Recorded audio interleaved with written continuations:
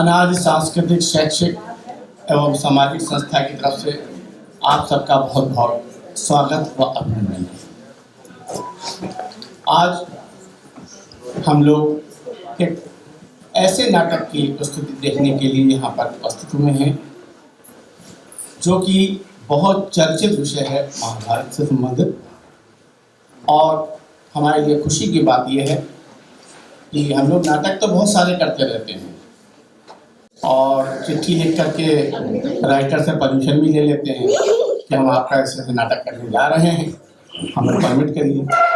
लेकिन आज हमारे लिए दुगनी खुशी की बात है कि इस नाटक की लेखिका हमारे देश में श्रीमती निर्मला सिंह।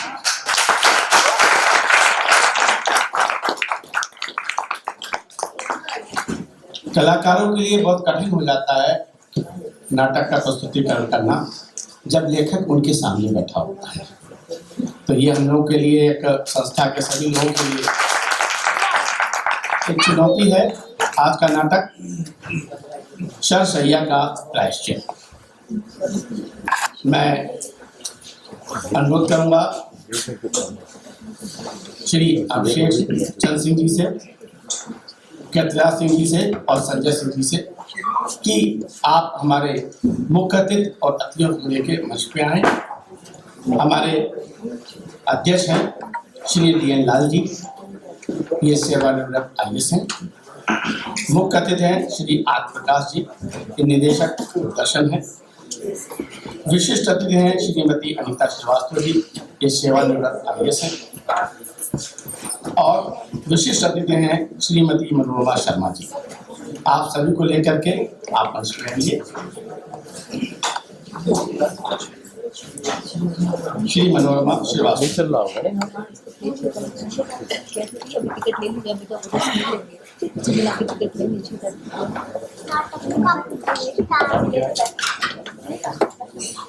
जैसा कि हम लोगों के में नाटक में या सांस्कृतिक कार्यक्रम में ये प्रसिद्ध है कि हर एक अच्छी चीज की शुरुआत एक दीपक से होती है।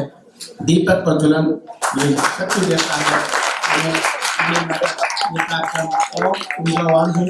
इस ऊर्जावान नाटक होने के लिए दीपक का प्रज्वलन बहुत जरूरी होता है।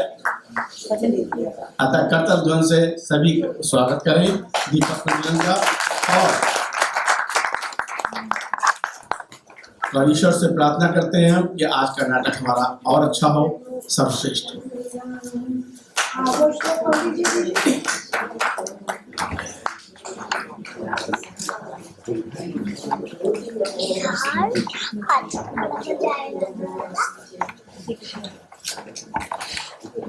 सभी अतिथि मंच के पंक्ति में आ जाएं।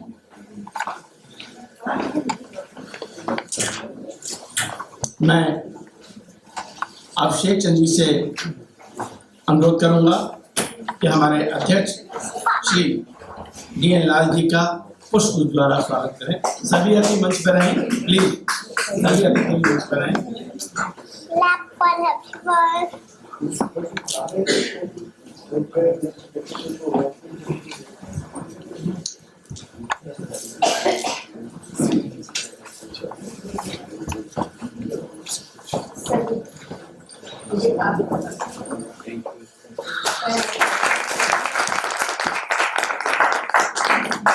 जी आपके अनुमति तो आगे बढ़ा।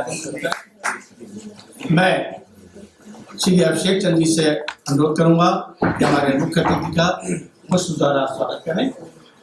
अभिषेक जी मुख्य अतिथि का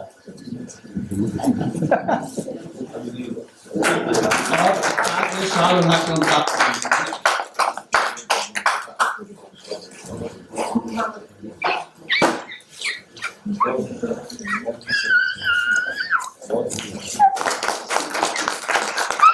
अब मैं कीर्तिराज जी से अनुरोध करूंगा कि वो हमारे अतिथि का पुष्प द्वारा स्वागत करें। श्रीमती अनीता श्रीवास्तव जी का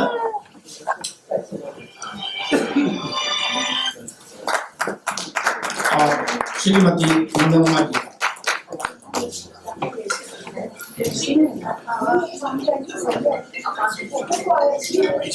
मैं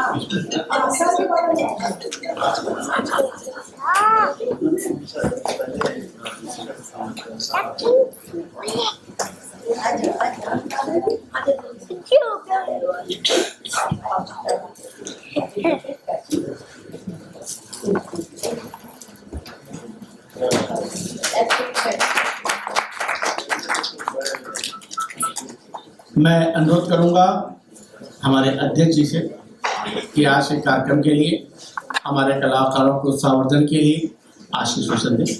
अध्यक्ष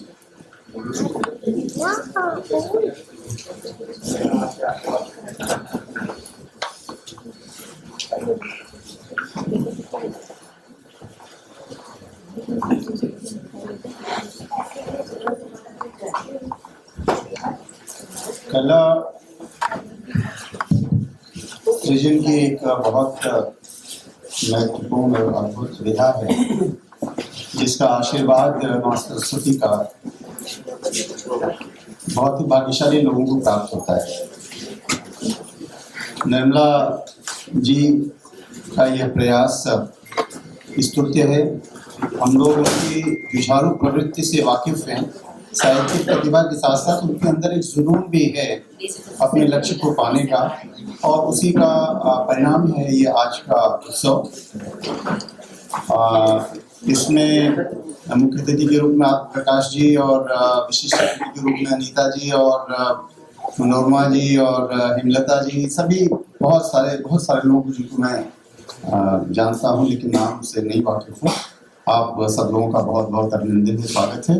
बाकी इस विषय में कुछ विशिष्ट वक्तव्य की अगर आप अपेक्षा करते हैं तो वो मैं मुख्य अतिथि की एक बड़ी बात सुनता हूँ। बहुत बहुत धन्यवाद।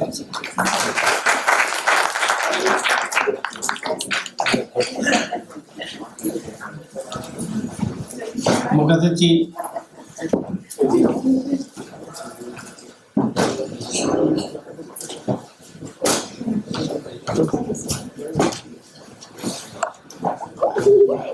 सभी को नमस्कार। एक बुद्धिमान व्यक्ति गागर में सागर कैसे भरता है यह भी आपने श्री DL लाल जी के मुखारबंद से सुना। तो अनादि संस्था जो सांस्कृतिक, शैक्षिक और सामाजिक संस्था है, महाभारत कथा पर आधारित नवीनतम नाट्य प्रस्तुति शैया का प्रायश्चित आपके समक्ष प्रस्तुत करने जा रही है। उसके बारे में मैं क्या कहूँ। 1,10,000 श्लोकों का काव्य ग्रंथ है महाभारत। इसको 5वां वेद भी कहा जाता है। भारतीय संस्कृति सनातन परंपरा का जीता जागता उदाहरण। बहुत से लोगों को प्रश्न पूछते हैं कि क्या था, मतलब इतने वर्षों तक क्यों वो शरशैया पर पड़े रहे। मैं भी कहीं पढ़ रहा था तो उन्होंने शायद पूछा था भगवान श्री कृष्ण से कि मुझे याद नहीं पड़ता। भीष्म पितामह ने पूछा था भगवान श्री कृष्ण से कि मुझे याद नहीं पड़ता कि इस जीवन में मैंने कोई ऐसा कुकृत्य किया हो जिसकी वजह से इतने वर्षों तक मैं शरशैया पर पड़ा। तब भगवान श्री कृष्ण ने कहा कि वो थ्योरी ऑफ कर्म का जो सिद्धांत है, इस जन्म में नहीं पिछले जन्मों में जाओ और देखो कहीं तुमसे कहीं कुछ गड़बड़ तो नहीं हुआ था। और उसके बाद खोजबीन के बाद ये पता चला कि मुझे पता नहीं किस जन्म में, लेकिन किसी जन्म में भीष्म पितामह किसी जन्म में कहीं के राजकुमार और राजा थे, शिकार पर गए थे और रास्ते में कोई सांप पड़ा था। उन्होंने भाले से उसको उठाया और उछाल दिया और वो शायद कटीली झाड़ियों में जाकर गिरा और बहुत दिनों तक पड़ा रहा। उसकी बड़ी भयानक मृत्यु हुई। तो उस वही कर्मों का की स्थिति, मुझे पता नहीं कितना सच कितना झूठ, लेकिन मैंने कहीं पढ़ा। तो अपनी बात को यहीं समाप्त करता हूँ कुंवर बेचैन जी की इन 4 पंक्तियों के साथ कि जिंदगी रोए तो रोए ही चली जाती है। जिंदगी अपने दामन को भिगोए ही चली जाती है। जिंदगी रोए तो रोए ही चली जाती है। नेक कामों में न देर कीजिए साहब, देर होती है तो होती ही चली जाती है।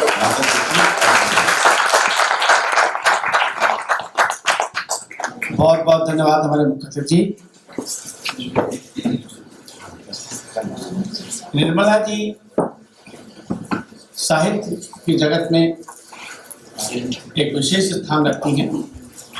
आपका कहानी संग्रह है छोटी माँ, लघु कथा है हस्तक्षेप, उपन्यास है ककहरा, कविता संग्रह है पथिक, नारी अनुगूंज और प्लस में एक है कुंती खंड का, जो कि बहुत ही पठनीय होगा।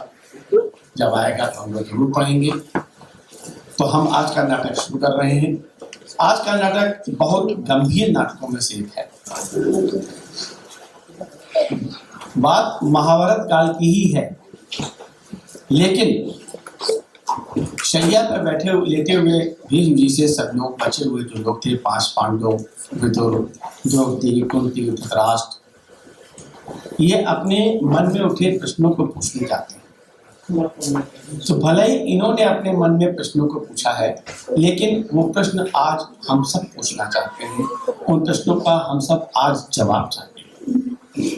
इसलिए आपको लगेगा कि शायद धृतराष्ट्र का ये प्रश्न है, ये मेरा प्रश्न है, कुंती का ये प्रश्न है, मेरा प्रश्न है।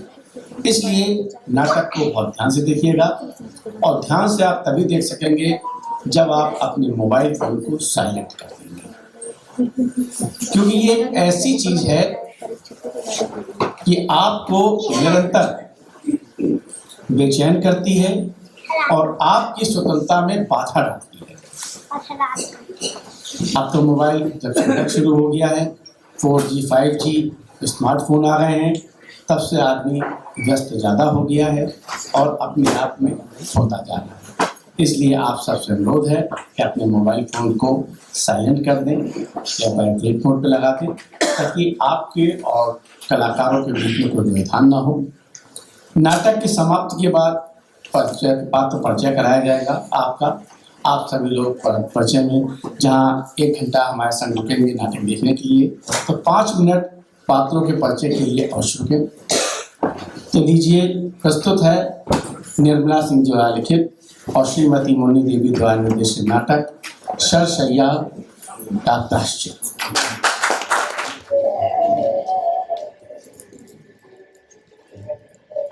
जय श्री कृष्ण। आप सब लोग जानते हैं कि महाभारत का युद्ध 18 दिन तक चला। इस युद्ध के पहले नारद जी, वेदव्यास जी, श्री कृष्ण जी तथा अनेक महानुभाव द्वारा बहुत कोशिश की गई कि ये युद्ध ना हो, पर दुर्योधन की हठधर्मिता के कारण ये युद्ध नहीं रोका जा सका।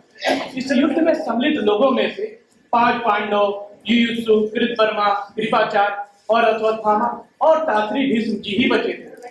तात्री को उनके पिता शांतनु ने इच्छा मृत का वरदान दिया था, इसलिए अर्जुन के तमाम बाणों के लगने के बाद भी वो बाणों की सरसया पर लेटे हुए, बाकी सब वीर गति को प्राप्त हो गए। ये युद्ध क्यों हुआ, इस युद्ध से किसको क्या मिला, इन प्रश्नों का उत्तर खोजता है ये नाटक शरशय्या का प्रायश्चित। यद्यपि इस युद्ध की समाप्ति के पश्चात भीष्म जी मृत की सरसया पर लेटे हुए हैं। इन सभी उपरोक्त प्रश्नों का उत्तर उनसे अच्छा भला कौन दे सकता है। तो आइए चलते हैं महाराज युधिष्ठिर के पास कि वो जाकर अपने सभी भाइयों के साथ तात्री के दर्शन कर लें और राजनीति की अंतिम शिक्षा ले लें।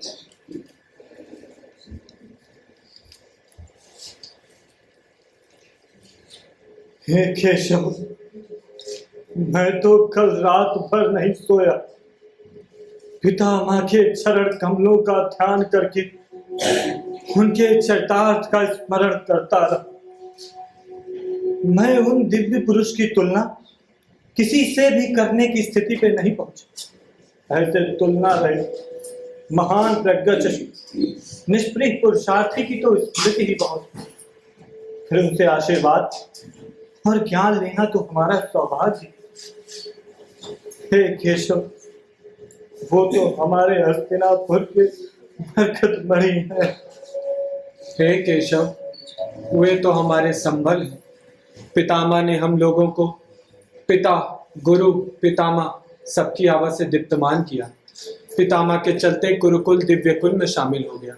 इस पर लगे खून के हर धब्बे को पितामह का सुश्रेत यश वैसे ही धो देगा जैसे वर्षा वृष्टि की टहनियों से लेकर जड़ तक लगे कीचड़ धो देती है। वैसे ही पितामह का यश हस्तिनापुर के अपयश को धो देगा। प्रिय अर्जुन, तुम शोक विह्वल अश्रु से कहाँ खोए हो? अनुज, कहाँ खोए हो तुम? मैं रो रहा हूँ पितामह के असंख्य घावों को याद करके, जिनको मैंने अपने इन्हीं हाथों में बाण लेकर मारा था। उन्हीं पितामह को जिन्होंने मुझे जीवन में सब कुछ दिया। अनुज, इस प्रकार आंसू ना बहाओ। पितामह की स्थिति में पहुंचने हेतु अपने को दोष देना बंद करो। ये जो कुछ भी हुआ वो दुर्योधन की महत्वाकांक्षा और बड़े पिता का मुकुट मोह था। मुकुट मोह गांधार, नरेश, शकुनी की चल कपट वो द्वेष के कारण था। अनुज, तुम लोगों ने तो केवल युद्ध किया, मैं तो इस राजगद्दी पर विराजमान हूं मेरे भाई। इसका मतलब इस युद्ध का सबसे बड़ा दोषी मैं ही हूं मेरे भाई, मैं ही हूं।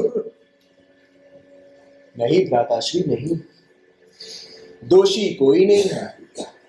ये तो विधि की इच्छा थी, क्योंकि राजसूय यज्ञ में नारद जी ने त्रिविध उत्पात में ही महाभारत युद्ध की भविष्यवाणी कर दी थी।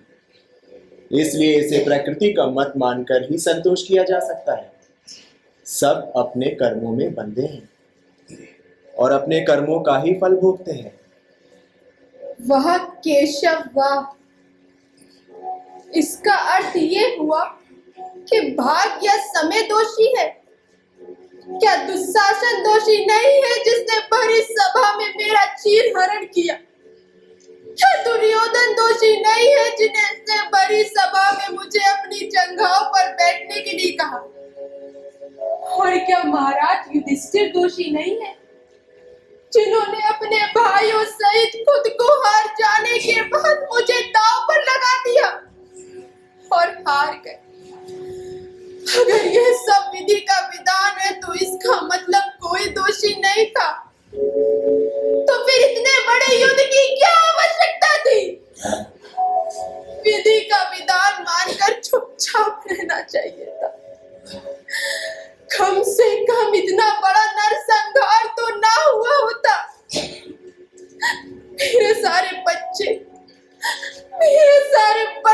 इस युद्ध में वीर गति को प्राप्त हो गए।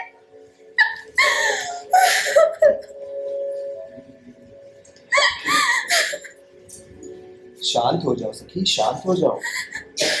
युद्ध भी विधि अनुसार नहीं था। सबकी अपनी अपनी प्रतिज्ञाएं थी। तुम्हारी मांग थी कि तुम दुशासन का लहू अपने बालों में लगाओगे। भैया भीम ने प्रतिज्ञा कर ली थी कि वो दुशासन की छाती का लहू पिएंगे और दुर्योधन की जंघा भी तोड़ेंगे। अर्जुन की चाह थी कि कर्ण को युद्ध में मारेंगे।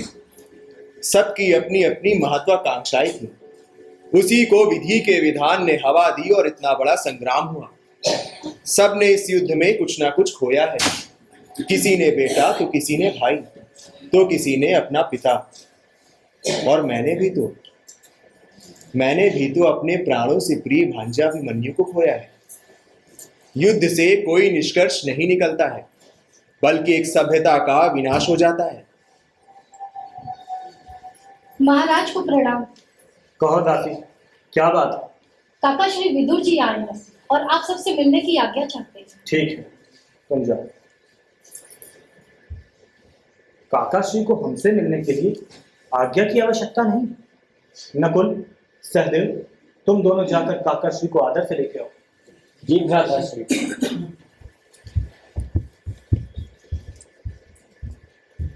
काकाश्री का इस तरह असमय आना? काकाश्री बिना कारण मिलने नहीं आते। वो अवश्य ही हमें कोई महत्वपूर्ण सलाह देने आए होंगे। आइए काकाश्री, आइए। प्रणाम काकाश्री। आयुष्मान भव। प्रणाम काका श्री। आयुष्मान भव। प्रणाम काका श्री। सौभाग्यवती भव। प्रणाम द्वारकाधीश। अरे काकाश्री, ये आप क्या कर रहे हैं? मैं तो आपका अनुज हूँ, मैं आपको प्रणाम करता हूँ। प्रणाम काकाश्री। हे केशव, आपसे तर्क में जीत पाना संभव नहीं। आइए विराजिए। आप सब लोग भी विराजिए। मैं तो एक निवेदन लेकर आपके पास आया था। अरे काकाश्री, ये आप क्या कह रहे हैं? आप हमसे बड़े हैं, हमारे पूज्य हैं। आप हम सबको आदेश दीजिए कि हमें क्या करना है। हे केशव, आज सूर्य देवता उत्तरायण की दिशा में।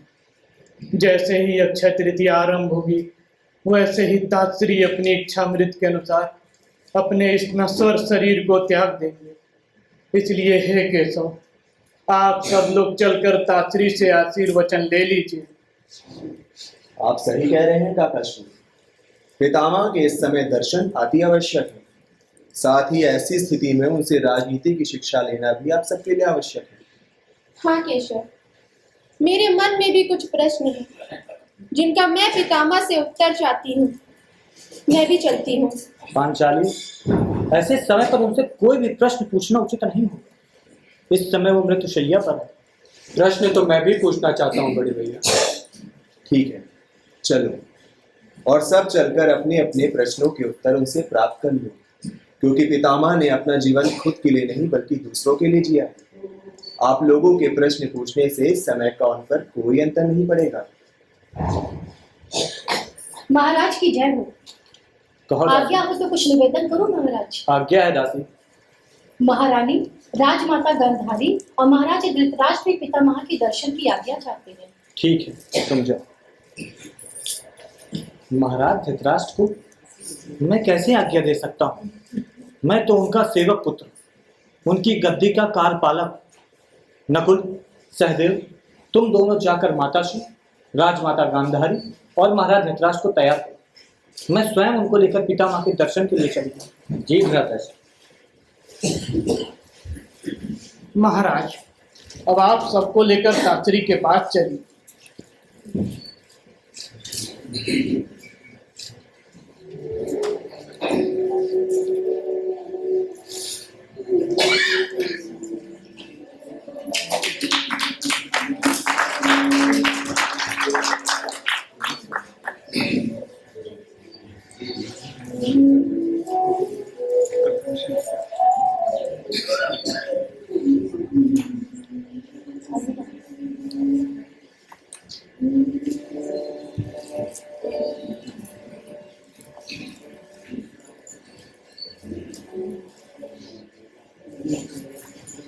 क्या काशी का विश्राम स्थल अभी दूर है दासी? नहीं दीदी, अब पास आ गया है। यहाँ से उनके प्रहरी दिख रहे हैं। पितामह, पितामह! अरे, ये अर्जुन पितामह की ओर दौड़ता हुआ जा रहा है। प्रणाम पितामह। किधर है ताश्री? किधर है ताश्री? मुझे भी ताश्री के पास ले चलो। आइए महाराज। महाराज, ये रहे बाड़ों की सया पर लेटे हुए हमारे ताश्री। ताश्री, मैं विदुर आपको प्रणाम करता हूँ। ताश्री, मैं धृतराष्ट्र आपको प्रणाम करता हूँ। चिरंजीव हो पुत्र।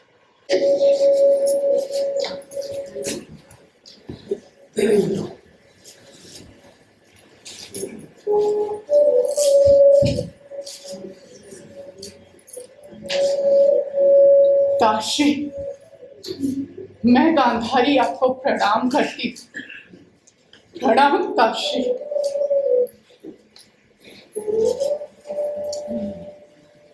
ताश्री, मैं कुंती आपको प्रणाम करती हूँ। प्रणाम पितामह। मैं युधिष्ठिर आपको प्रणाम करता हूँ। प्रणाम पितामह।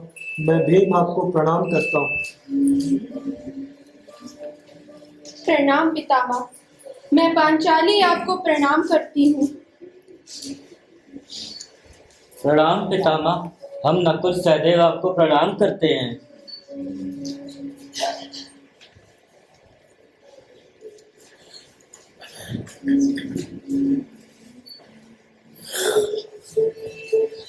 हे गंगा पुत्र, मैं कृष्ण आपको प्रणाम करता हूँ।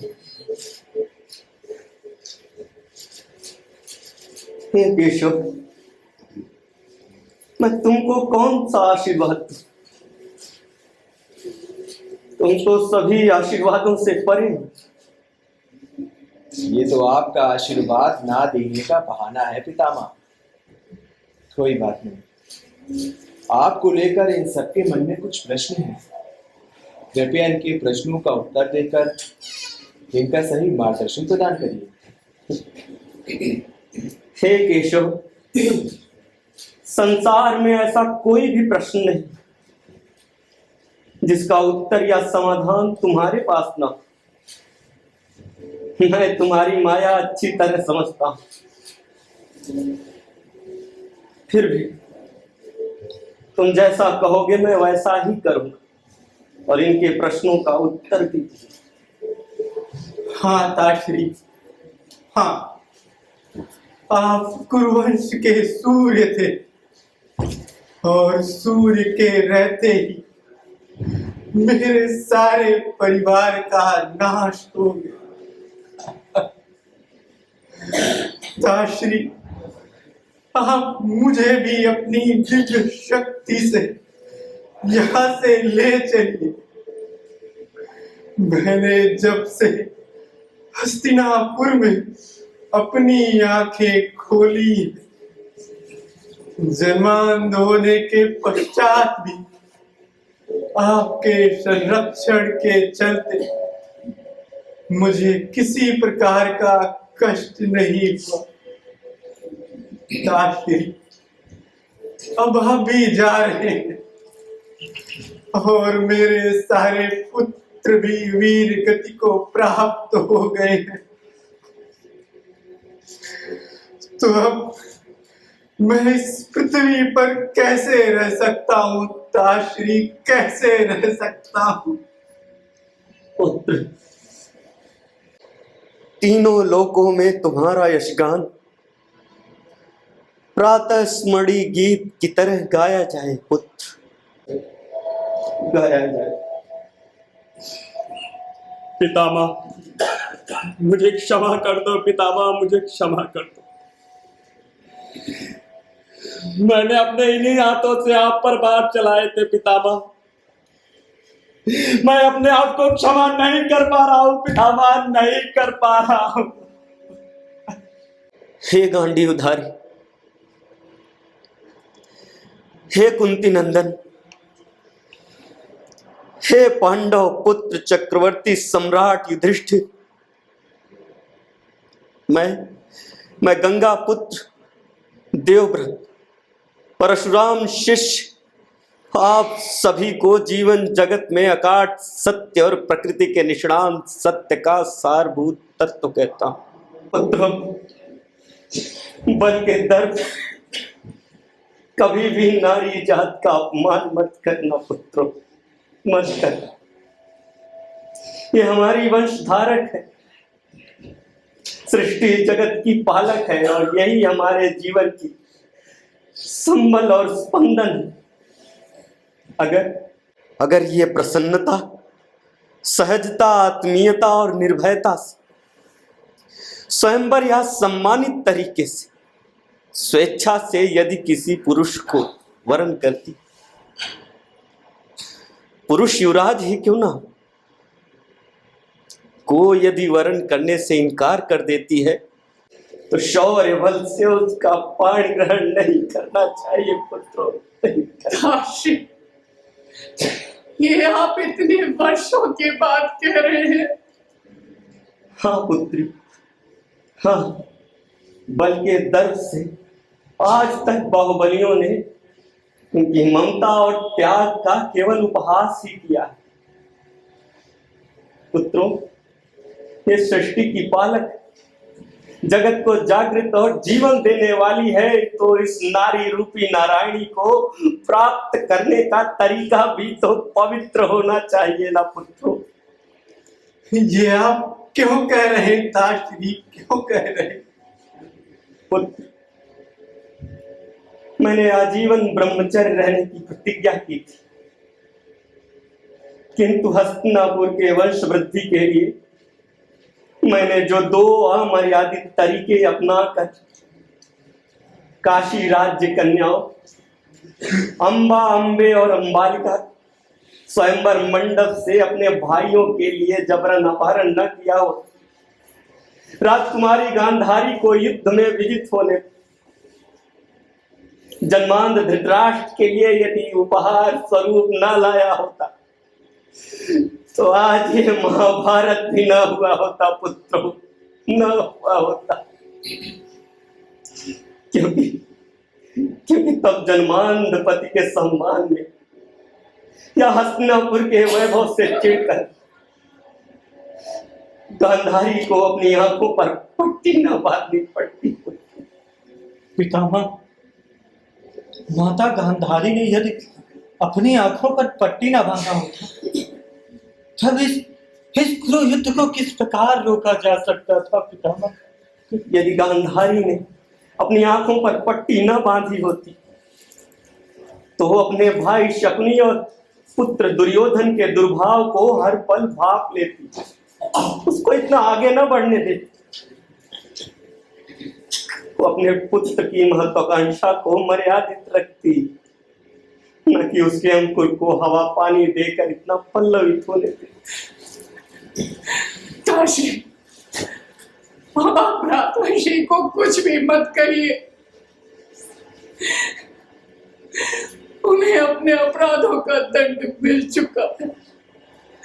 उन्होंने भी अपने सभी लोगों को मरवा दिया और स्वयं भी वीर गति को प्राप्त हो गए।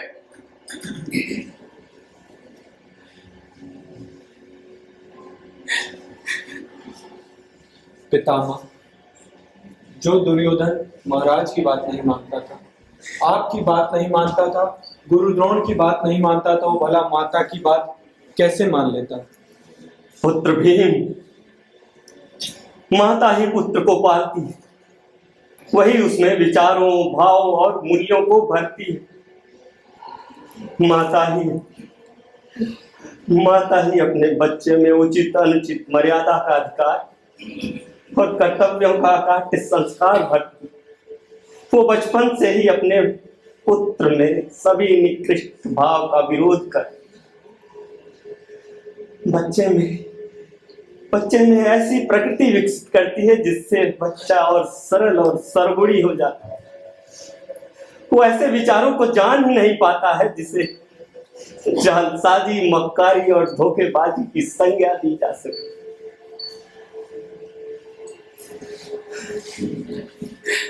काशी, मैंने तो अपनी तरफ से पूरा प्रयास किया। मैंने उनके लालन पालन में अपनी तरफ से कोई भी कमी नहीं रखी थी, कोई कमी। पुत्री, बच्चा तो माटी का लोंदा होता और माता उसे अपने विचार रूपी चाक पर गढ़ती, वही उसे समयुगीन परिस्थितियों के मर्म से परिचित भी कराती और साथ ही अकाल काल का गौरव और पराभव बताकर निष्ठांत समुन्नत सुसंस्कार से सुसज्जित भी करती। पुत्री, माता गोद के बच्चे को ध्रुव तारा दिखलाकर प्रेम और खेल में भी सर्वोच्च स्थान प्रदान करने का प्रत्यक्ष प्रमाण देती है।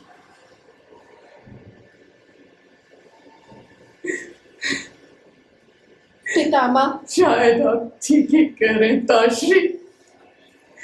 मेरी ही देखरेख में कोई कमी रह गई होगी, जिसका फल मुझे ये मिला है कि मेरे 100 पुत्र इस युद्ध में वीर गति को प्राप्त हो गए। इसका मुझे भी खेद है पुत्री, मुझे भी। जिस प्रकार इस संपूर्ण पृथ्वी की संपदा, वन उपवन, झरने, नदियां, खेत खलियान सब पृथ्वी माता की निधि है, उसी प्रकार माता भी सांस्कृतिक ज्ञान, सांसारिक रिश्ता, सामाजिक सरसता के साथ साथ अपने पुत्र में निष्णांत उद्भव भाव भी प्रकट करती। पुत्री, माता गोद के बच्चे को ध्रुव तारा दिखलाकर उसे प्रेम और खेल में भी सर्वोच्च स्थान प्राप्त करने का प्रत्यक्ष प्रमाण देती।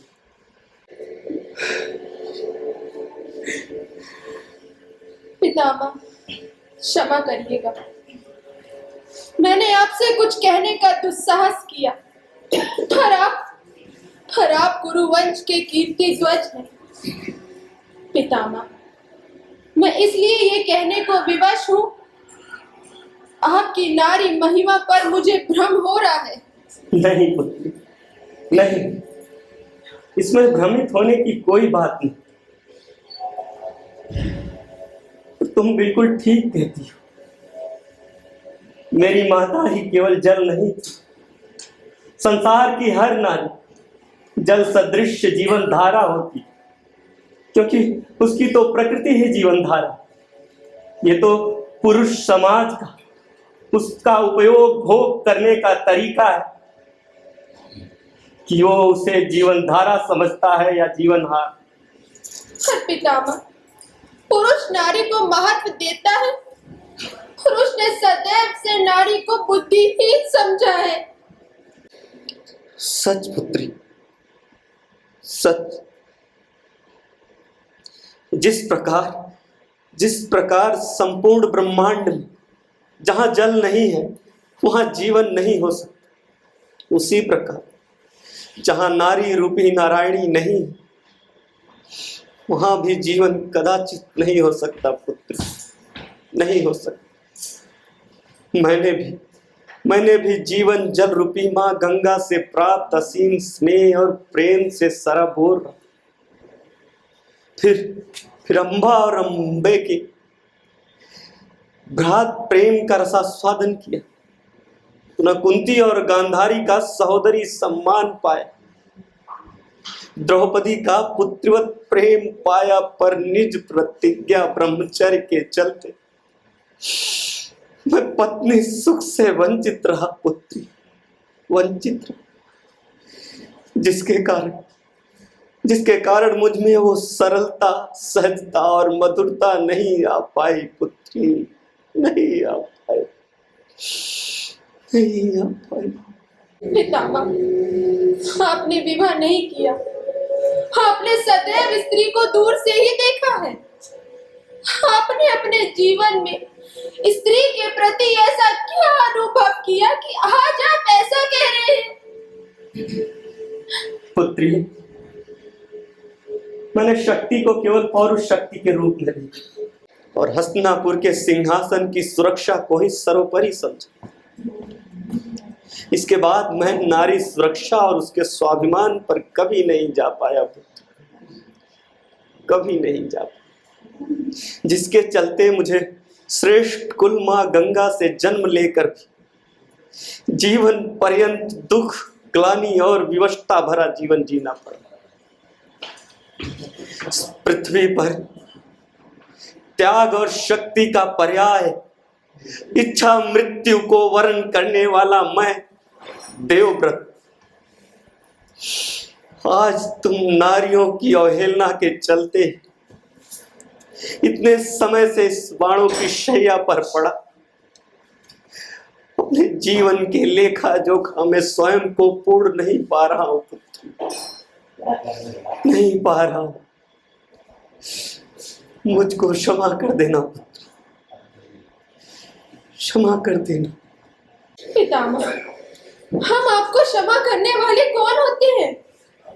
हम सबने तो हमेशा आपको अपना आदर्श माना है और आपके हर आदेश का सदैव पालन भी किया है पितामह। फिर भी मैं अपनी इस भूल का प्रायश्चित इसी जन्म में कर लेना चाहता हूं। हे गांडीवधारी, हे धर्मराज, हे अतुलित बलधाम भीम, तुम सब मुझसे राजनीति और जीवन नीति की शिक्षा लेने आए थे ना? तो बताता हूं कि पुत्रों, बल के दर्प से कभी भी नारी जात का अपमान मत करना। यह सृष्टि है पुत्रों, सृष्टि। ये मां, बहन, पुत्री हर रूप में नारायणी होती। इसका जहां सम्मान होगा वहीं उत्थान होगा पुत्रों, वहीं उत्थान होगा। पितामह, मैं आपसे जानना चाहूंगा कि हमने किस किस जगह पर भूल की। किस जगह धन का उन्माद बल अभिमान के चलते ऐसी स्थिति को प्राप्त हुआ कि भूमि के टुकड़े के लिए भाई ने भाई के रक्त से होली खेली। पुत्रों, इस युद्ध की नींव तो पिता महाराज शांतनु के समय ही पड़ गई, जो अपने युवा होते पुत्र के यौवन को न देखकर स्वयं केवल पुत्री मां सत्यवती के अनाधिकार प्रेम में लिप्त हो गए थे। महाराज की प्रेम आसक्ति ने उनकी शक्ति को क्षीण कर दिया था। मां सत्यवती छत्राणी नहीं थी कि वो कोई भी श्राप निज स्वाभिमान में दे दे। वो तो केवल पुत्री थी और उनके पिता को अपनी पुत्री के पुत्र को राजा के रूप में देखने की अभिलाषा थी, और उस अभिलाषा का बाधक था मैं देवव्रत। इसीलिए मैंने अपने पिता के प्रेम मार्ग को प्रशस्त करने के लिए भीष्म प्रतिज्ञा की, पर मैं यह भूल गया कि सिर्फ अपने अधिकारों से मुख मोड़ लेने से सर्वत्र शांति नहीं हो सकती। पुत्रों, प्रकृति की एक अविरल धारा होती है, उसको प्यार से रोकने पर वो परिवर्तित तो हो जाती है, लेकिन ज्यादा रोकने से वो प्रतिशोधित हो जाती है। पुत्रों, प्रतिशोधित हो जाती है। दूसरी भूल काशी नरेश की कन्याओं के स्वयंवर में बिना निमंत्रण के बल दर्प से पहुंचकर काशी नरेश के साथ साथ वहां उपस्थित सभी राजाओं का अपमान करके उनकी पुत्रियों को बिना अनुमति हस्तिनापुर लाना।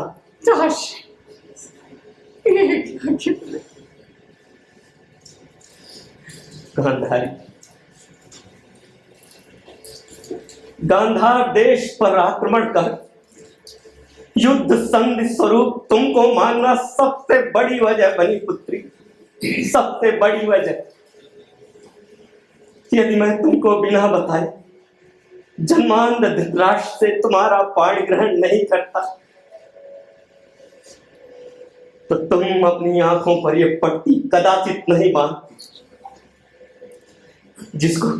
जिसे हम पति अनुसरण समझकर हम सब प्रसन्न होते रहे। दरअसल वो हस्तिनापुर के प्रतिशोध स्वरूप था। जो पति नहीं देख सकता, मैं उस पति को और उस वैभव को भी नहीं देखना चाहूंगी जिस वैभव के दर्द से उसके पितृ देश पर आक्रमण कर उसे संधि स्वरूप प्राप्त किया गया था। पितामह, माता गांधारी अगर ऐसा ना करती तो क्या महाराज को माता गांधारी के प्रति प्रेम रहता? महाराज को हमेशा ये बात खाती रहती कि मैं गांधारी की अपेक्षा अधिक असहाय हूं। मैं समझता हूं माता गांधारी ने ऐसा करके उचित किया, इससे महाराज के मन में कोई ग्लानि नहीं। हाँ केशव, आप बिल्कुल सही कह रहे हैं। गांधारी की जो त्याग की प्रतिज्ञा ने उसे हस्तिनापुर ही नहीं अभी तो समस्त ब्रह्मांड में अतुलनीय सम्मान प्रदान किया। किसी को यह मालूम ही नहीं होने पाया कि आंखों पर पट्टी गांधारी ने हस्तिनापुर के प्रतिशोध स्वरूप बांधा, परंतु गांधारी का यह त्याग सृष्टि को स्वीकार नहीं था पुत्रों, नहीं स्वीकार। और दुर्योधन का दुर्भाव भी इसी की परिणति थी, इसी की। आदिकाल से पुरुषों ने नारी की ओट से छिपकर अपने शत्रुओं का नाश किया, भले ही पुरुषोत्तम राम हो या गांडीवधारी अर्जुन। और स्त्री भी अपने अपमान का बदला लेने के लिए कई जन्मों तक प्रतीक्षा करती, यहां तक कि वो शिखंडी के रूप को भी सहर्ष स्वीकार किया। नहीं चाची, नहीं।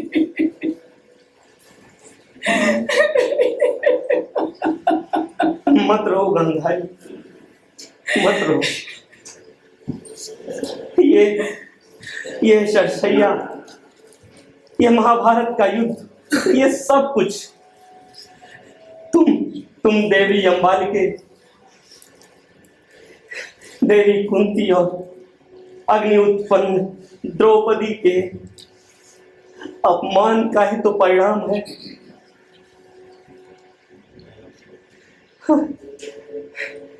मैंने अपनी असीम शक्ति और कुरुवंश की रक्षा को ही सर्वोपरि समझा। मैं ये भूल गया था कि नारी ही नारायणी है, उसकी अस्मिता की रक्षा ही सर्वोपरि है।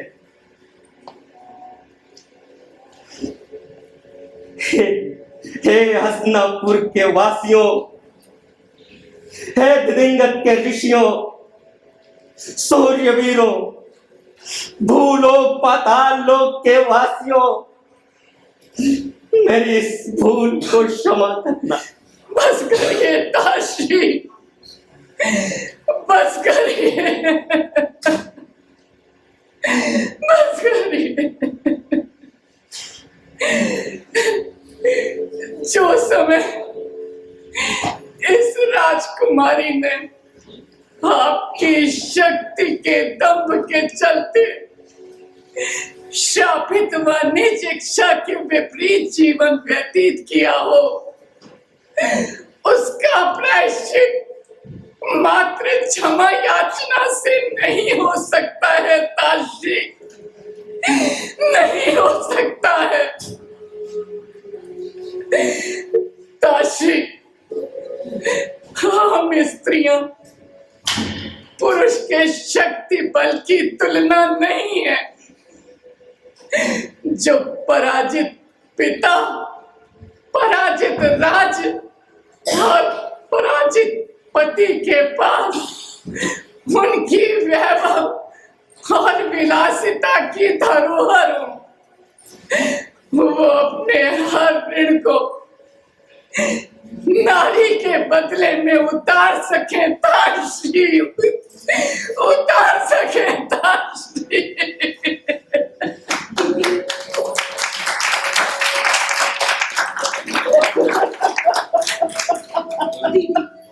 इंसान की एक कमी का इतना बड़ा उल्लाघना नहीं किया जा सकता। ताशी का पूरा जीवन हस्तिनापुर की रक्षा का जीवन था। ताशी ने आजीवन ब्रह्मचर्य रहते हुए हस्तिनापुर की रक्षा का वचन दिया था, न कि नारी जाति के स्वाभिमान की रक्षा का। पितामह, क्षमा करिएगा। संपूर्ण योद्धाओं को वश में रखने में सक्षम, शिक्षा मृत्यु के वाहक, तेजस्वियों के तेज, क्षत्रियों के क्षत्रिय महारथी, अतुल बलधारी कुरुवंश की पताका गंगा नंदन हर विभूति से विभूषित पितामह, क्या आपके ज्ञान और न्याय क्षेत्र में नारी के रक्षा केवल उसका वध न करना ही सम्मान का द्योतक है? पितामह, शरीर का वध तो एक बार होता है, पर स्वाभिमान से बाधित नारी का तो पूरा जीवन ही सदृश होता है। स्वाभिमान से मृत्यु का वरण करना तो सौभाग्य है पितामह, पुरुषों की दया पर जीना, अपमानित होकर जीना, पति द्वारा भरी सभा में जुआ के दांव पर लगा लेना और हार कर पत्नी को विजेता को दे देना दुर्भाग्य होता है पितामह, दुर्भाग्य होता है। बस कर पुत्री, अब मुझ में और सुनने की क्षमता नहीं रही। जितना कष्ट अपने जीवन की विपरीतता से नहीं हुआ, जितना कष्ट अपने इस प्रिय हस्तिनापुर के बांटने से नहीं हुआ, उतना मैं आज तुम्हारे इस प्रश्न रूपी बाणों से जीर्ण हो गया हूं द्रौपदी। अरे मैं तो इस शरसैया पर वर्षों रह सकता हूं, और तुम्हारे इन प्रश्नों के शर को सहन करने की शक्ति मुझ में बिल्कुल भी नहीं। मुझको क्षमा कर देना द्रौपदी, मुझको क्षमा कर दे। अरे पांचाली, तुम ये क्या कह रही हो? हम लोग पितामह श्री से आशीर्वाद और राज निपुणता का ज्ञान लेने आए हैं। आज हम जो भी हैं वो पितामह श्री की वजह से हैं। पितामह ने हम पितृवीन भाइयों को पिता, पितामह, गुरु और सखा सदस्य सबके दायित्वों का एक साथ पालन करते हुए पाला है। आर्य पुत्र, श्रेष्ठ गांडीवधारी आप पुरुषों के पौरुष का मापदंड युद्ध जीतना, भूमि के निर्जीव टुकड़ों के लिए हजारों हजारों जीवों के मान का मर्दन करना, भूमि के लिए जीव की रक्त की नदियां बहा देना पौरुषता का मापदंड है। इतना आर्य पुत्र, आप तो नारी को अकेले जीतते हैं और 5 लोगों में वस्तु के समान उसका बंटवारा कर देते हैं। काश मैं उसे क्षण जिस कुंड से निकली थी उसी में बस हो गई होती। अरे समाधि, तुम ये क्या कह रही हो? तुमने तो हम भाइयों की स्वार्थ सेवक, और आज? हाँ धर्मराज सम्राट, हाँ मेरी बातों को कैसे सुन सकते हैं जो सम्राट होते हुए भी अपनी पत्नी को। बस करो पांचाली, बस करो, ये समय इसका नहीं।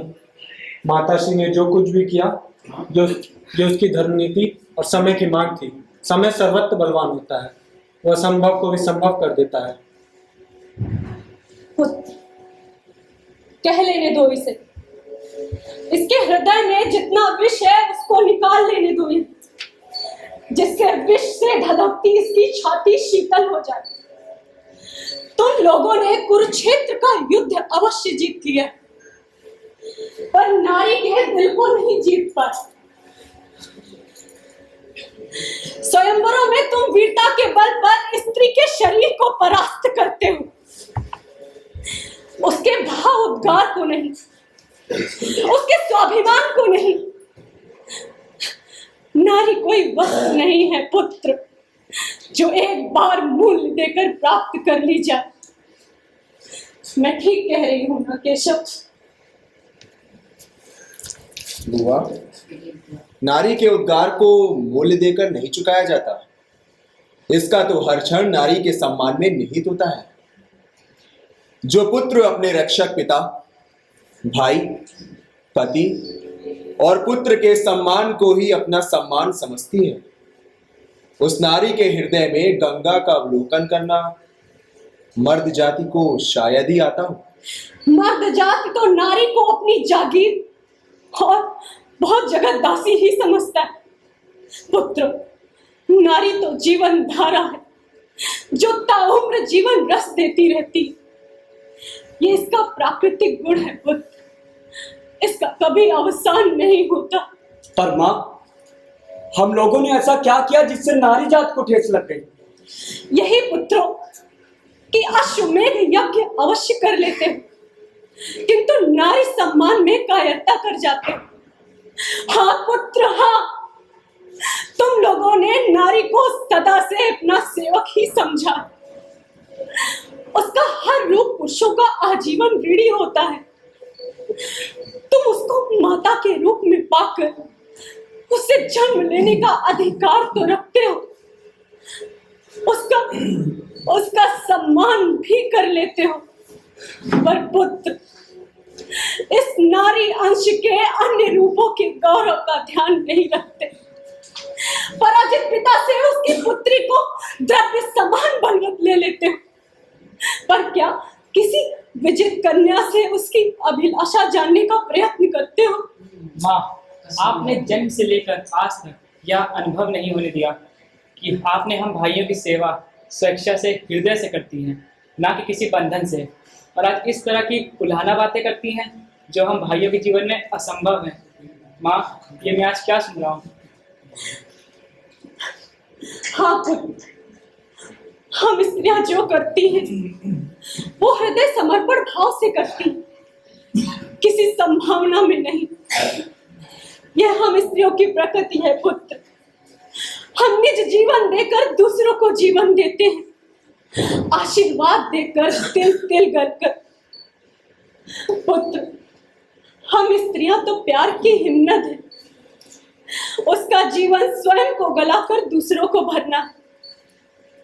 पुत्र, जिस तरह हिम्मत कभी रिक्त नहीं होता, वैसे ही हम माताओं का अंत तक आशीर्वाद स्वरूप त्याग ही प्रभावी रहता है। हाँ माता श्री, सहदेव की बात से तो मैं भी सहमत हूँ। हमें कभी भी ऐसा नहीं लगा कि हम आपकी कोख से नहीं जन्मे हैं। आपने तो हम बच्चों को अपनी कोख से जन्मे बच्चों से अधिक स्नेह दिया। फिर आज आप ऐसा क्यों कह रही हैं? ये दायित्व तो हम स्वतः पूरित करते रहते हैं। इसको करने के लिए हमको कोई प्रयास नहीं करना पड़ता। हमारा प्यार रूपी जल निर्बाध गति से चलता रहता है पुत्र। उस जल को कोई जीवन समझे या उस जल में समाधि ले, या उसकी गति को रोककर झील बना ले, या निरंतर झरते जल की धारा को बाधित कर विनाश सदृश जल प्रलय करा दे, या जल में विष मिलाकर किसी का जीवन ही ले ले पुत्र, या जल को रोककर विद्युत बना ले, या गंदी से गंदी वस्तु को धुलकर स्वच्छ बना ले, या सूखते हुए कंठ में उतार कर तृप्त हो जाए, या भारी बोझिल शरीर को जल में धुलकर हल्का कर ले पुत्र, हल्का।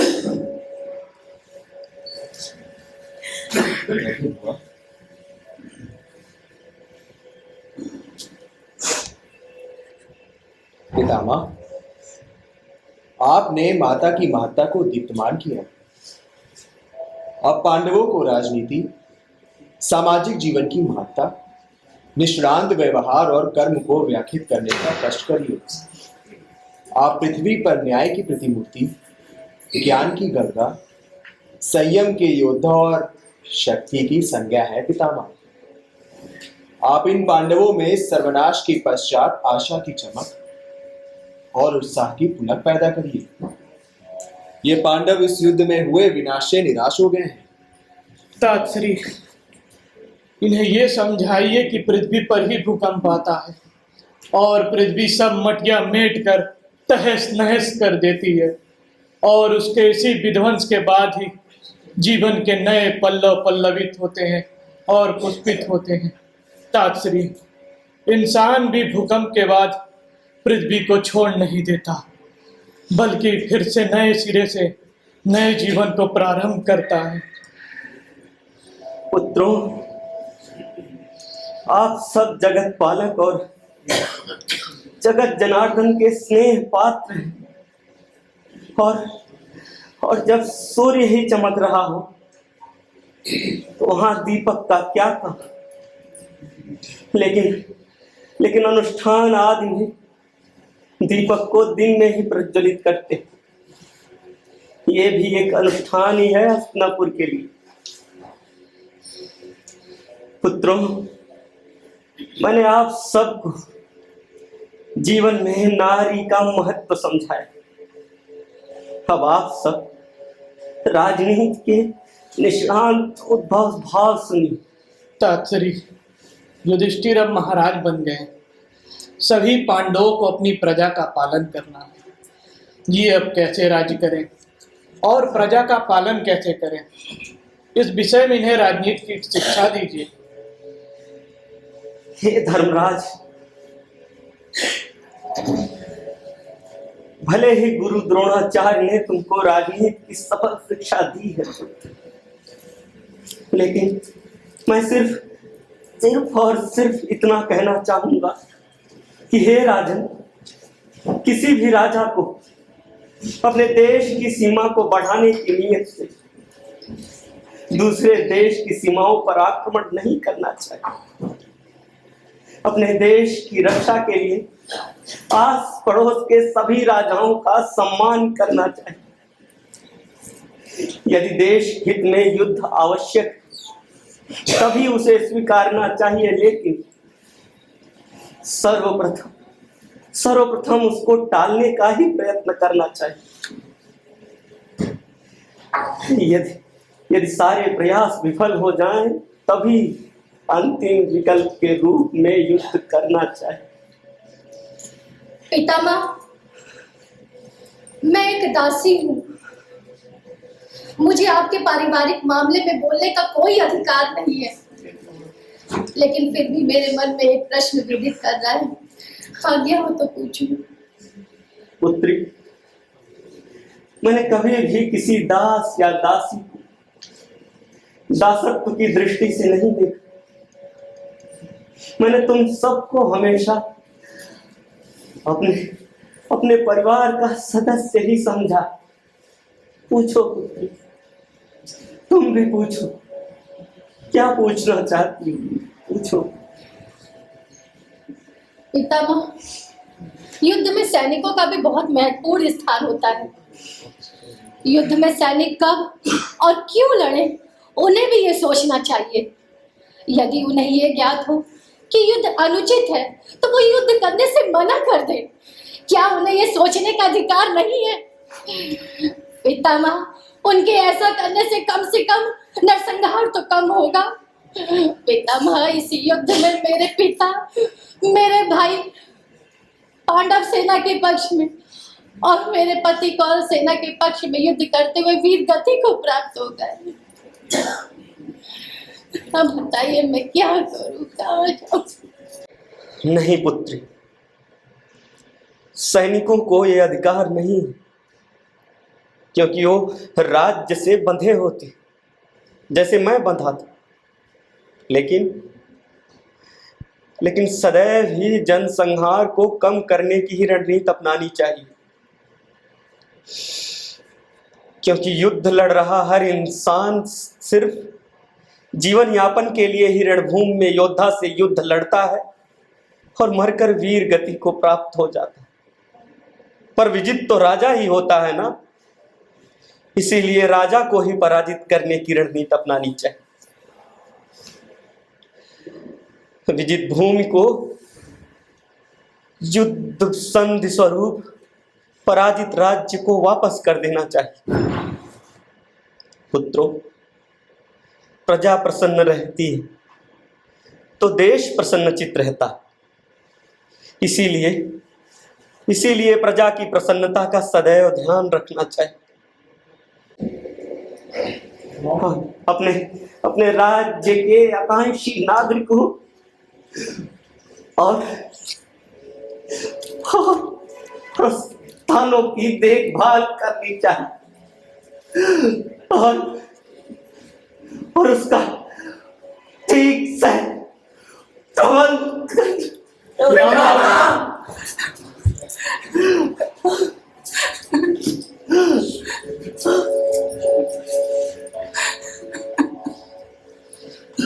पुत्रों, अब मेरे इस लोक से प्रस्थान का समय आ गया है। अब आप सब जाएं और अपने कर्तव्यों का निर्वहन कुशलता पूर्वक करें। मैं अब एकांत में अपनी माता श्री से बात करना चाहता हूं।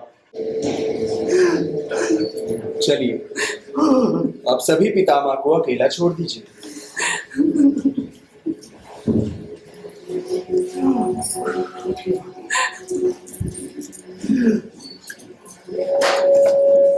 आइए महाराज।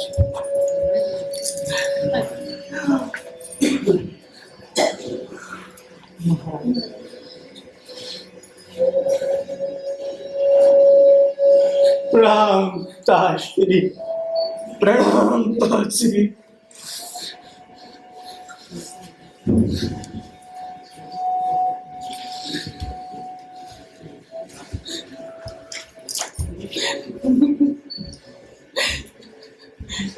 प्रणाम ताश्री, प्रणाम।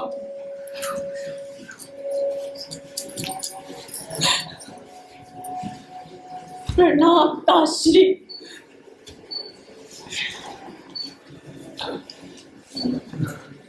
प्रणाम पितामह।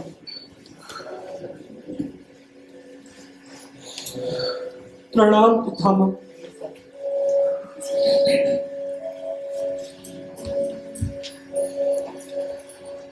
प्रणाम पितामह।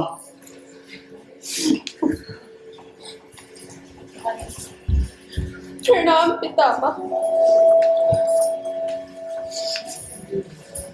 प्रणाम पितामह।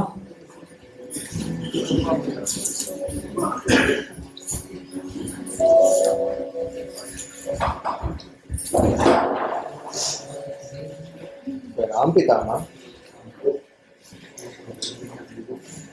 हे केशव, मुझे तुम्हारे सिवा कोई नहीं समझ सका।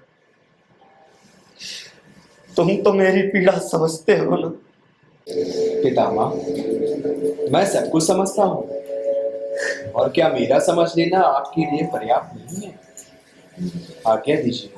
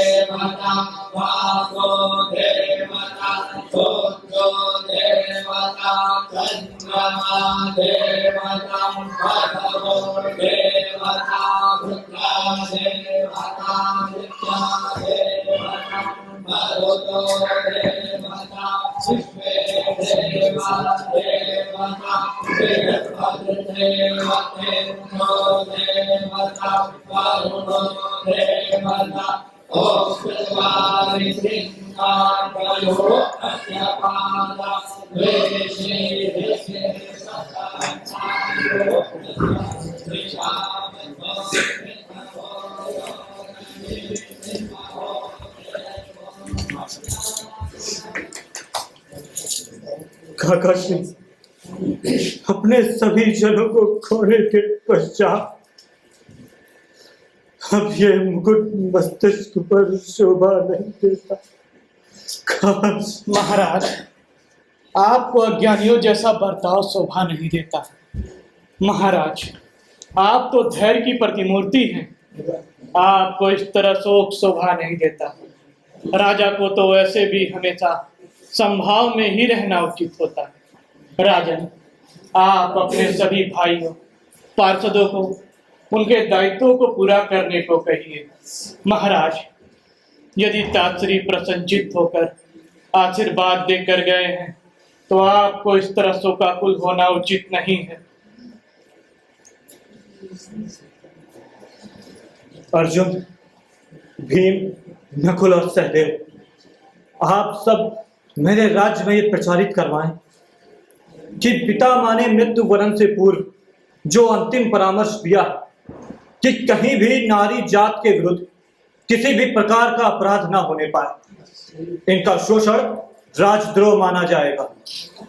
कन्याओं का विवाह उनके माता पिता द्वारा कन्या की सहमति से ही होगा।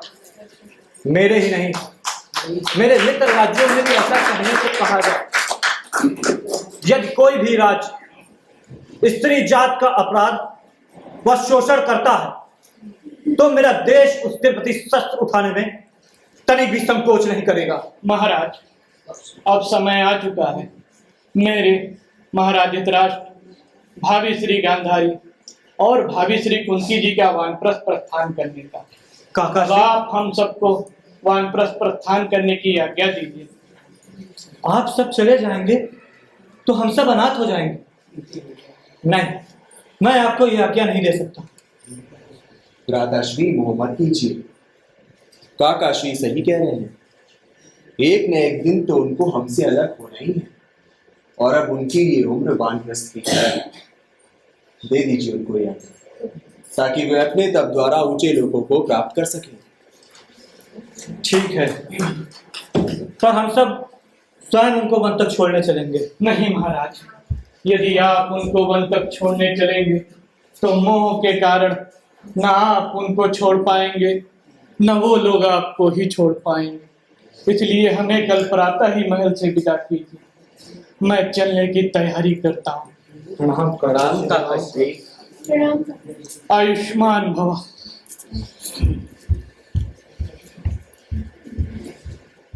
हे केशव, इतना बड़ा नरसंहार कराकर आप तनिक भी विचलित नहीं हुए, जबकि हम सब इतने दिनों बाद भी अभी संभल नहीं पाए हैं।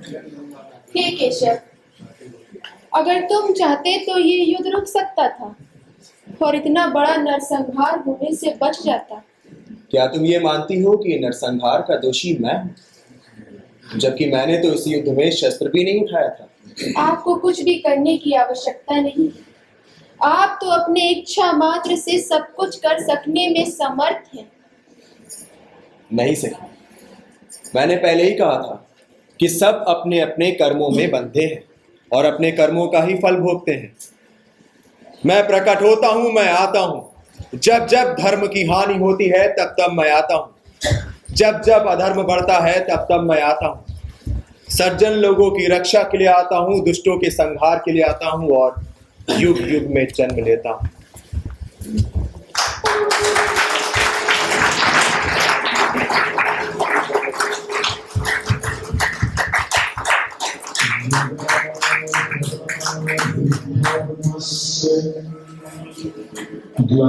ग्लानिर्भवति भारत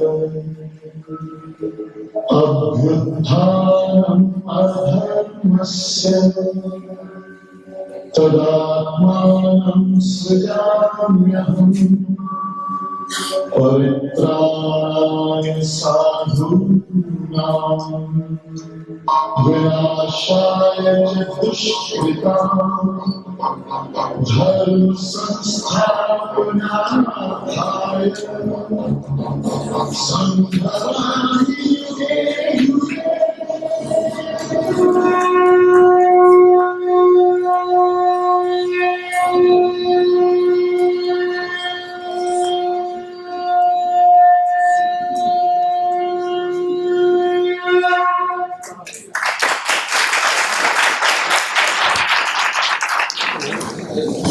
ये थी हमारी आज की प्रस्तुति, जिसे आप सब लोगों ने बहुत धैर्य से देखा और आशा करता हूं कि आपको बहुत अच्छी लगी होगी।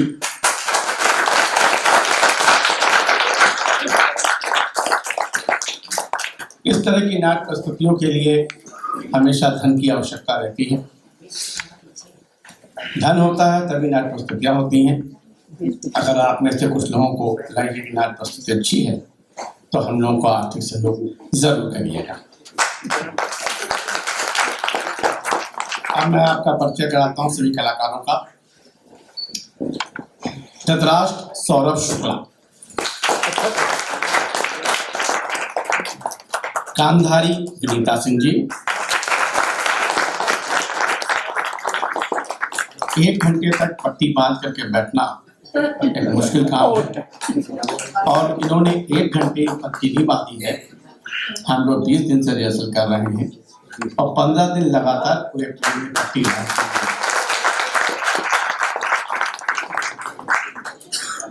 कुंती ज्योति सिंह परिहार, विदुर मनीष पाल,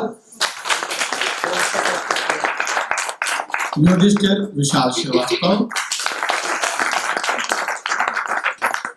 ऐसा मत करिएगा कि आपके जान पहचान का पात्र आए तभी आप ताली बजाएंगे। सबके पे ताली बजाइएगा।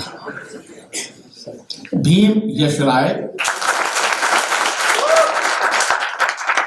अर्जुन अमन कुमार, द्रौपदी अंशिका सक्सेना,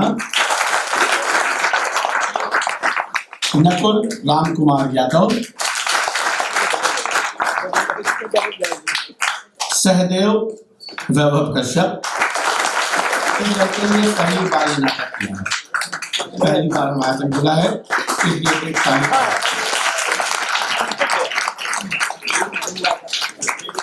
दासी मोनिका अग्रवाल,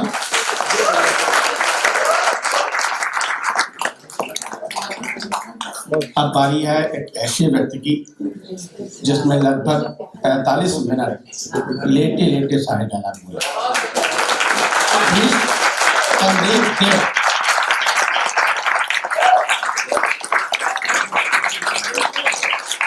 इनके संग भी कुछ बात है जो गांधारी जी के साथ था कि रिहर्सल में रोज लेटे लेटे ही बोलना है, तो 45 गुने 15 कर दीजिए, उतने मिनट ये लेटे रहेंगे।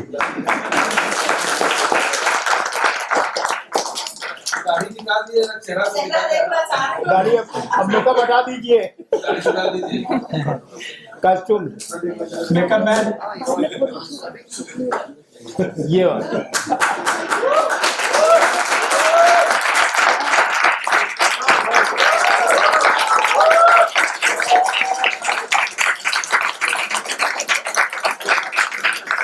बहुत मुश्किल लिखा है, यह भी मुश्किल से 25 साल के आसपास है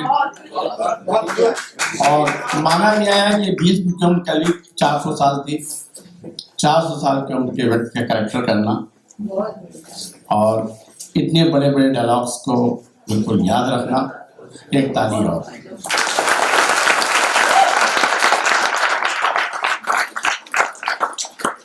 कहा जाता है कि महाभारत के जो हीरो थे वो कृष्ण थे, तो कृष्ण में है हमारे बीच में आशीष सिंह।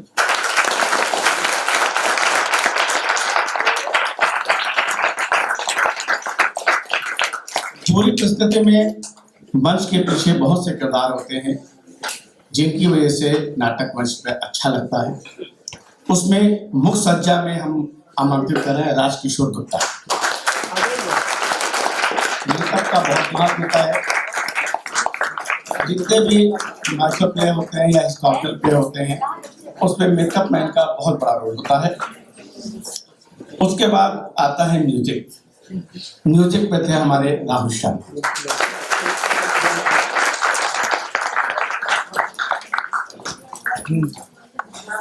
जो इन लोगों के सबके चेहरे आपको दिखाई पड़े विधिवत रूप से, कहीं भी आप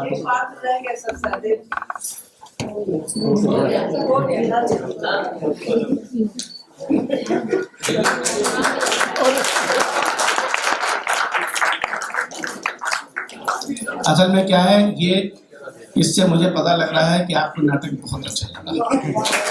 आप इतना खो गए तो पता ही नहीं लगा आपको कब क्या हो गया। अगली पंक्ति में आते हैं, जो आपको सबके इतने बढ़िया बढ़िया चेहरे दिखाई पड़े, कहीं भी आपको कोई दिक्कत नहीं हुई, इसका श्रेय जाता है हमारे प्रकाश के व्यक्ति को, तमाल बोस जी, जिन्होंने इतना सुंदर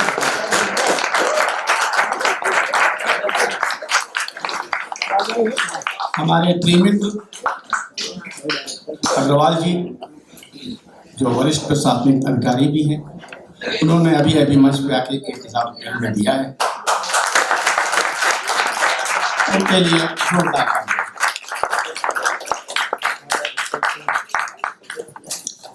अब मैं आमंत्रित कर रहा हूँ हमारी लेखिका निर्मला जी को, जिनके कारण ये पिस्तौल आप देख पाए हैं।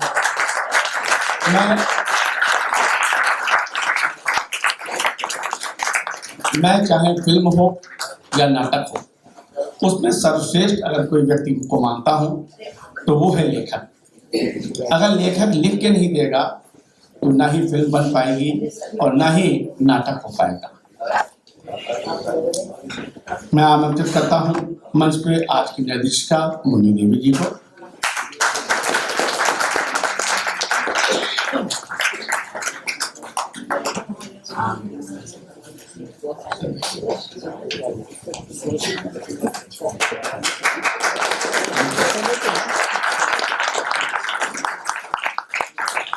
हमारे बीच मित्र भी कह सकता हूँ और क्लास फेलो भी कह सकता हूँ।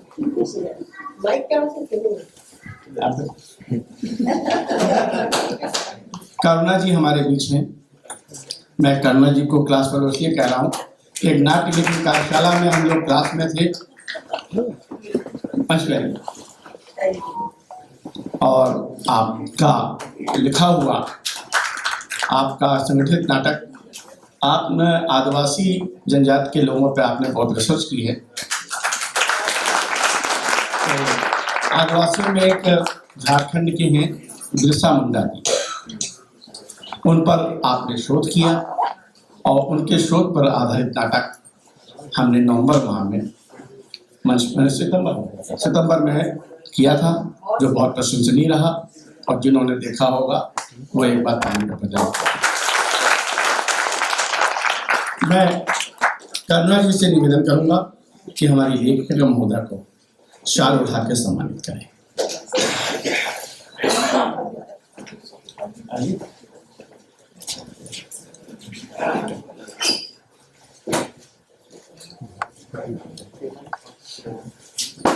अभी अभी संजय सिंह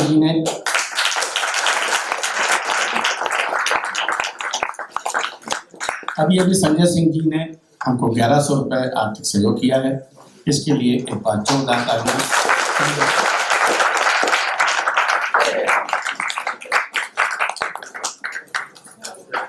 निर्देशिका महोदय को सम्मानित करने का कोई भी अवसर नहीं है, ना ही कोई कारण है, क्योंकि ये संस्था के खुद सचिव हैं और संस्था की ऑर्गेनाइजर हैं, अतः कोई कारण नहीं बनता। मैं लेखिका महोदय से कहूँगा कि आज के इस नाटक के लिए आपने लिखा, आपने आज देखा,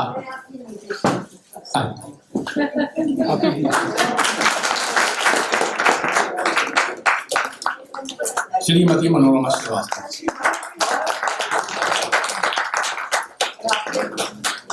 मेरे लेखन को साकार किया। मैं लेखिका महोदय से अनुरोध करूंगा कि आज के इस नाटक में, आज के कर्तव्य के ऊपर अपने दो शब्द आपसे कहें।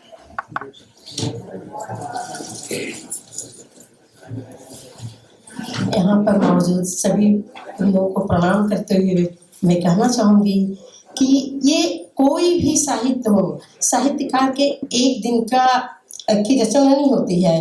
कोई भी विचार उसके मन को जब बार बार मत्ती रहती है तब उस पर जाके उसका कलम उठता है और वो कुछ लिखता है। ये सर सैयद का प्रायश्चित का जो टाइटल है, ये मैंने एक कविता लिखी थी बहुत बीमार होने पे, मृत्युशैया की मुस्कान। तो मृत्युशैया की मुस्कान कविता थी, फिर उसी टाइटल पे मैंने इस नाटक का नींव रखा। और मैं आज के जो परिवेश को देख रही थी बार बार कि जिस परिवेश को भगवान ने दिखाया कि वो त्रेता में राम बन के आए हैं, आदर्श पुरुषोत्तम है, और द्वापर में कृष्ण के रूप में वो क्या कर रहे हैं। जब एक ही भगवान दो समय के अंतर पे अलग अलग चीजें जनता को, यानी हम मानव को दिखाते हैं कि समय बदलने पे हमको क्या क्या करना चाहिए। तो फिर आज मेरे विचार में ये आया कि ठीक है, भीष्म पितामह अतुलित बल धामा, भीष्म विजयी और इच्छामृत्युधारी थे, लेकिन आज भीष्म पितामह जी भी होते तो उनकी विचारधारा बदल गई होती और वो देश के साथ मानव जात के कल्याण के लिए और खास तरह से महिलाओं के कल्याण के लिए अपनी विचारधारा को प्रमुखता से रखते।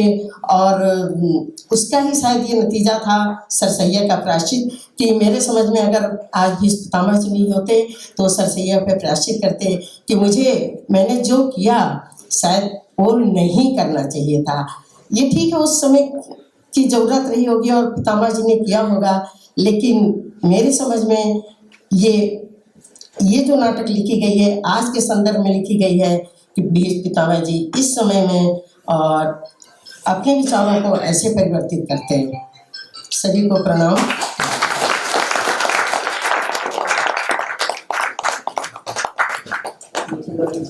इस नाटक को पूरे करने में प्रस्तुति नेता के रूप में हमारे संग थे डॉक्टर मधु प्रकाश श्रीवास्तव जी, और आज के कार्यक्रम की परिकल्पना पूरी की